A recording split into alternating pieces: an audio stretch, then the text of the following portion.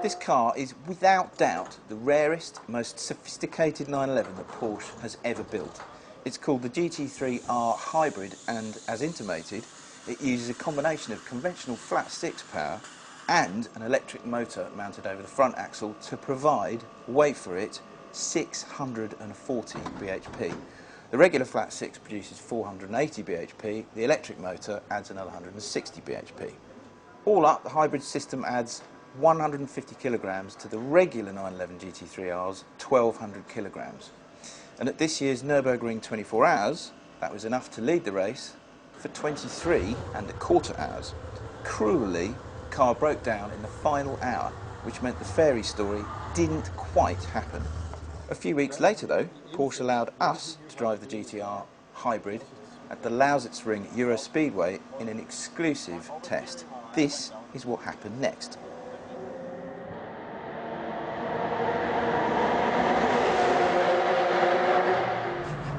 It's an immensely technical piece. It is really, really quite intimidating.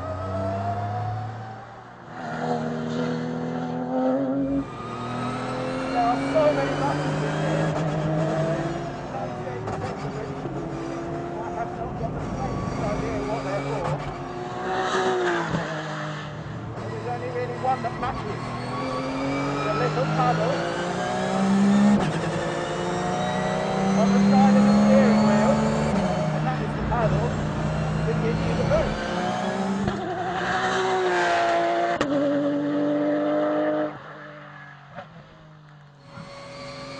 Okay, with a bit less excitement now, come on to the main straight, and as you can see there's about 3/4 of charge there. That little yellow indicator says state of charge. And I haven't actually used it at all on the main straight because they haven't actually asked me to use it yet. But as soon as you hit the brakes, charge goes back up.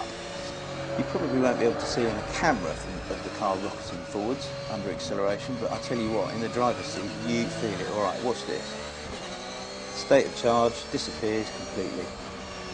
And I have used it all up in that little straight. And what happens the first time you use it is that you arrive at the corner going far too quickly and outbrake yourself, as I did just there.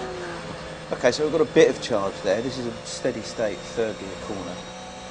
And the place to use it is either on the exit or actually when you get onto the straight itself, but for some reason, oh, you know, there you go, I've pressed the button there and the charge has disappeared.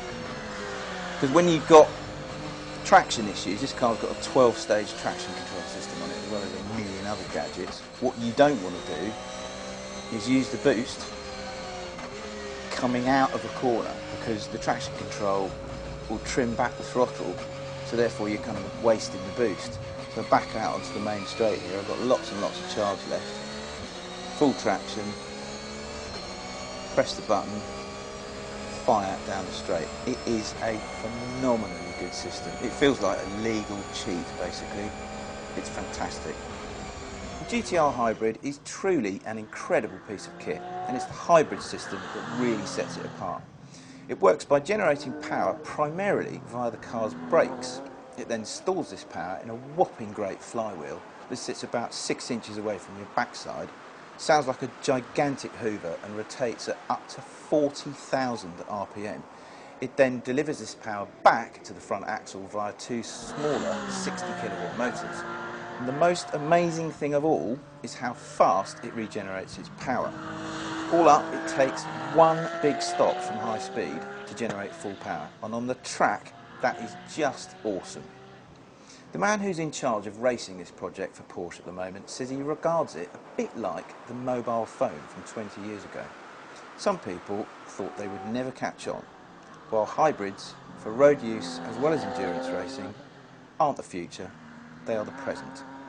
Not so much end of story, but the beginning.